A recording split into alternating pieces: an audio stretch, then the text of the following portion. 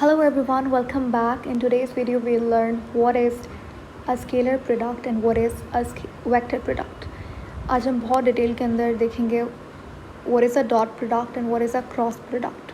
ठीक है, दोनों एक ही बात है, यानी कि स्केलर प्रोडक्ट को डॉट प्रोडक्ट कहा जाता है और वेक्टर प्रोडक्ट को क्रॉस प्रोडक्ट कहा जाता है. इतना तो आई होप आपको पता होगा. नहीं भी पता it's okay, we will start from scratch, will start from zero. अच्छा, before starting scalar and vector product, उससे पहले आपको पता होना चाहिए कि वेक्टर क्वांटिटीज़ क्या होती हैं, वेक्टर्स का रिजल्टेंट कैसे निकालते हैं.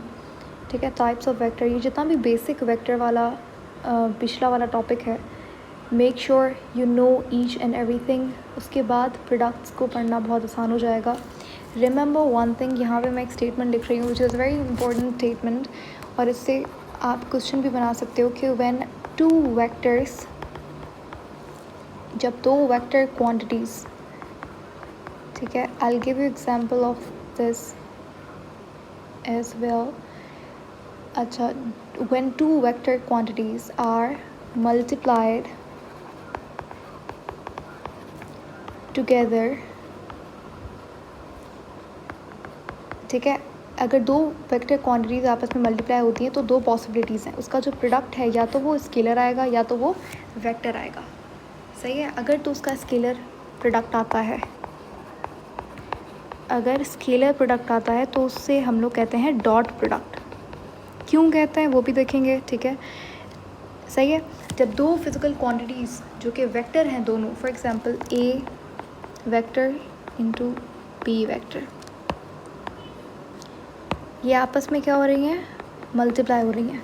अब दो पॉसिबिलिटीज़ हैं कि जो सी वेक्टर आपके पास आएगा या तो ये वेक्टर होगा या तो ये स्केलर भी हो सकता है.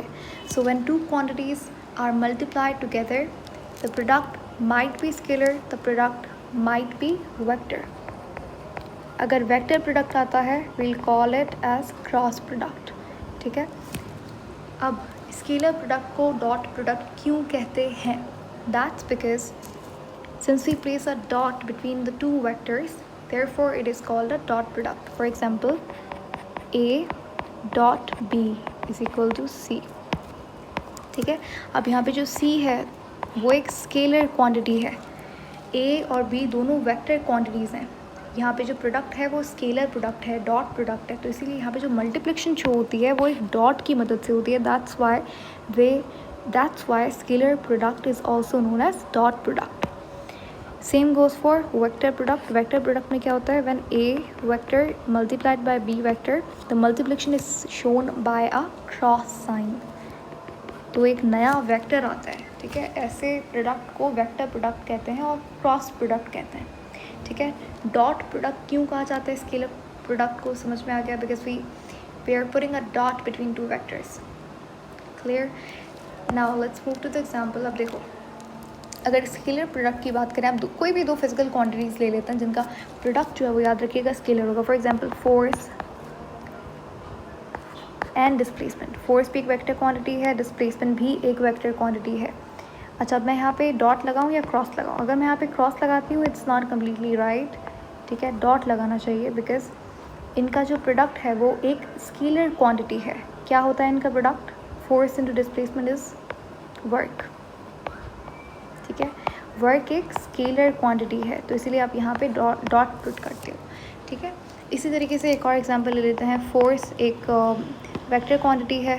ठीक है, जब वेलोसिटी भी एक वेक्टर क्वांटिटी है. इन दोनों का प्रोडक्ट को हम लोग क्या बोलते हैं? पावर. पावर भी एक स्केलर क्वांटिटी है. सही है, समझ में आ रहा है. तो यहाँ पे डॉट शो करता है स्केलर प्रोडक्ट या फिर डॉट प्रोडक्ट को. इसी तरह अगर एग्जाम्पल हम लोग वेक्टर प्रोडक्ट की, so force is a vector product again and moment arm is a vector product. इन दोनों को मल्टीप्लाई करते तो आपको एक क्रॉस प्रोडक्ट मिलता है, इसीलिए मैंने यहाँ पे क्रॉस लिखा है. तो उसे क्या कहते हैं? टॉर्क. ठीक है. Force into moment arm is torque, we know that. उसके बाद लीनियर मोमेंटम. लीनियर मोमेंटम एक वेक्टर क्वांटिटी है. ठीक है, linear momentum is a vector quantity. Linear momentum multiplied by radius, जो कि एक वेक्टर क्वांटिटी है. ये किसका प्रोडक्ट होता है? M V R. ठीक है, because P is equal to M V, P is equal to M V and R अगर लगा दें तो ये बराबर हो जाता है एंगुलर मोमेंटम के, ठीक है, it's equal to angular momentum.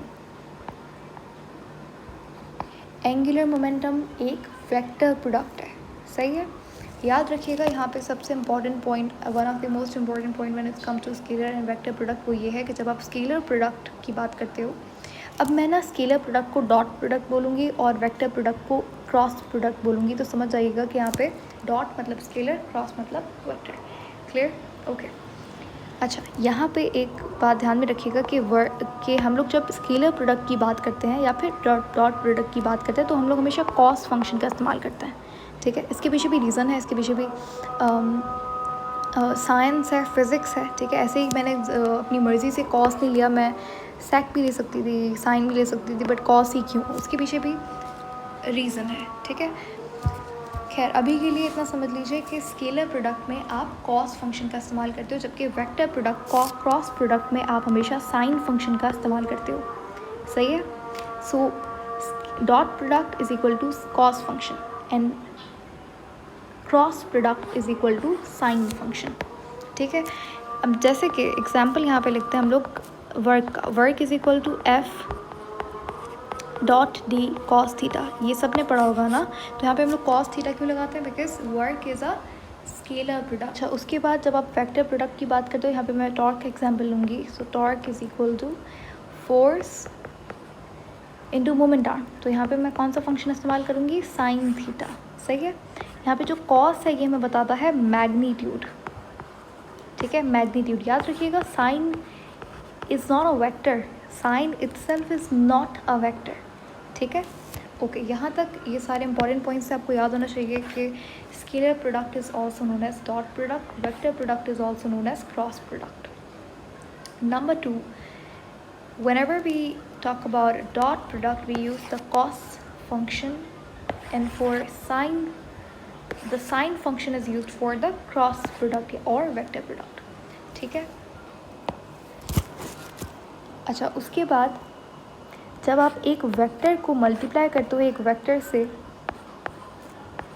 Vector A को मैंने मल्टीप्लाई किया वेक्टर बी से और मुझे मिली एक scalar quantity. Scalar quantity of course वो वेक्टर नहीं है, स्केलर क्वांटिटी मिली है, ठीक है। तो यहाँ पे कोई नया वेक्टर नहीं फॉर्म हो रहा, जबकि अगर मैं एक वेक्टर को मल्टीप्लाई करूँ एक वेक्टर से, A vector multiplied by B vector, और मुझे एक नया वेक्टर मिले, ठीक है, मुझे एक नया वेक्टर मिले जो कि वेक्टर सी मैं उसे नाम दे देती हूँ, ठीक है।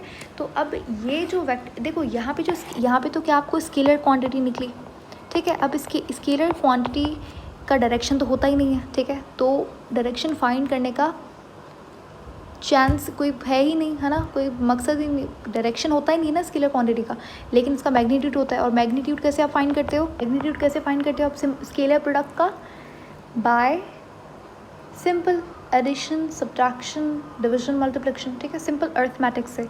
जबकि ये जो वेक्टर निकला है इसका मैग्नीट्यूड तो आप फाइंड कर लोगे, ठीक है, इसका मैग्नीट्यूड आ जाएगा आपके पास सिंपल अलजेब्रा से, लेकिन इसका डायरेक्शन कैसे फाइंड करोगे, क्योंकि यहाँ पे तो डायरेक्शन का फंडा है ही नहीं। बट यहाँ पे क्योंकि एक नया वेक्टर बन रहा है, वेक्टर को मल्टीप्लाई करने से एक नया वेक्टर बने, ऐसे प्रोडक्ट को क्रॉस प्रोडक्ट या फिर वेक्टर प्रोडक्ट कहते हैं। लेकिन अब ये जो वेक्टर बना है नया वेक्टर सी, इस वेक्टर का आप डायरेक्शन कैसे फाइंड करोगे। अगर आपसे पूछे कि how we could find the direction of this new formed vector, तो इसके लिए हम लोग इस्तेमाल करते हैं एक रूल जिसे कहते हैं right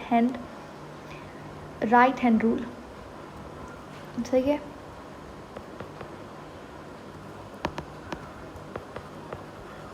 right hand thumb rule से आप फाइंड करते हो जो नया वेक्टर बना है उसका डायरेक्शन। अब कैसे करोगे, आपका जो फर्स्ट फिंगर है, ठीक है, दिस वन, ये बताती है वेक्टर ए, ठीक है, इट शोज वेक्टर ए, ठीक है। पहले आप अपना फिंगर पॉइंट करोगे वेक्टर ए की डायरेक्शन में। क्या बोला मैंने, वेक्टर ए की डायरेक्शन में अपना फिंगर पॉइंट करो, ठीक है। फिर अपनी जो रिमेनिंग फिंगर्स है उन्हें कर्ल करो वेक्टर बी की डायरेक्शन में। इन फिंगर्स को कर्ल करो वेक्टर बी की डायरेक्शन में। सही है, कर्ल कर दिया। अब आपका जो थंब है वो बताएगा वेक्टर सी की डायरेक्शन। अगर थंब ऊपर आ रहा है इसका मतलब वेक्टर सी जो है वो वर्टिकली अपवर्ड बन रहा है, यानी कि जेड एक्सिस पे आपका वेक्टर सी बन रहा है। ठीक है, अगर थंब आपका नीचे जा रहा है यानी कि वेक्टर सी की डायरेक्शन क्या होगी, डाउनवर्ड होगी, वर्टिकली डाउनवर्ड होगी। समझ में आ गया। राइट हैंड थंब रूल आपने मैग्नेट, जब आप इलेक्ट्रिसिटी वाला चैप्टर पढ़ते हो वहाँ पे भी हम लोग मैग्नेटिक फील्ड इस्तेमाल फाइंड करने के लिए राइट हैंड थंब रूल का इस्तेमाल करते हो। तो राइट हैंड थंब रूल में आप क्या करोगे, पहली फिंगर को आप वेक्टर ए की डायरेक्शन में लाओगे, फिर वेक्टर बी की डायरेक्शन में अपनी फिंगर्स को कर्ल करोगे, उसके बाद जो थंब है वो आपको बताएगा वेक्टर सी की डायरेक्शन। सही है, तो ए वेक्टर और जब बी वेक्टर मल्टीप्लाई होगा आपको मिलेगा सी वेक्टर। ठीक है, इसे मैं ए बी साइन थीटा के इक्वल रख सकती हूँ, ऑफ कोर्स रख सकती हूँ। ठीक है, ये तो अब ये जो याद रखिएगा ए बी साइन थीटा ये मैग्नीट्यूड बताता है। अगर मुझे डायरेक्शन यहाँ पे लिखनी है वेक्टर सी की डायरेक्शन, तो आप क्या करोगे, अगर आपने वेक्टर्स अच्छे से पढ़ा, आपको पता है हम लोग डायरेक्शन, कौन सा वेक्टर हमें डायरेक्शन बताता है, दैट्स यूनिट वेक्टर। तो यहाँ पे आ गया यूनिट वेक्टर। ये क्या है, यूनिट वेक्टर। यूनिट वेक्टर क्या करेगा, आपको डायरेक्शन बताएगा किसकी, वेक्टर सी की। जो नया वेक्टर सी फॉर्म हुआ है उसकी डायरेक्शन बताएगा। तो A vector into B vector is equal to a new vector that's cross product या फिर वेक्टर प्रोडक्ट, जिन्हें वेक्टर सी का हमने ऐसे ही नाम दे दिया। और ये इक्वल होगा A B sine theta. Sine theta के क्यों आया, क्योंकि क्रॉस प्रोडक्ट में हमेशा साइन फंक्शन का इस्तेमाल करते हो, आई ऑलरेडी मेंशन दैट। और यहाँ पे मैंने यूनिट वेक्टर लगाया है, क्यों, ताकि ये हमें बताएगा direction of the newly formed vector C. इतनी बात क्लियर है। तो ये तो था introduction of scalar and vector product. अगली वीडियो के अंदर हम लोग देखेंगे cases of scalar and vector product, commutative property, distributive property, जो सिंपल स्टेटमेंट्स हैं, nothing else but just statements. और वहाँ पे हम लोग सीखेंगे कि जब दो स्केलर प्रोडक्ट आपस में मल्टीप्लाई होते हैं तो आंसर क्या आता है, दो वेक्टर प्रोडक्ट आपस में मल्टीप्लाई होंगे तो आंसर क्या होगा। वहाँ से 80% MCQs वहाँ उस वाली वीडियो से आएगा related to scalar and vector product. ठीक है, so that is it for today. Make sure you watch that video because it would be useless if you miss out that video. ठीक है, वो उसके अंदर वील सी statements, और उन statement से directly you will get most of your objective type questions. Okay, thank you for watching. See you later in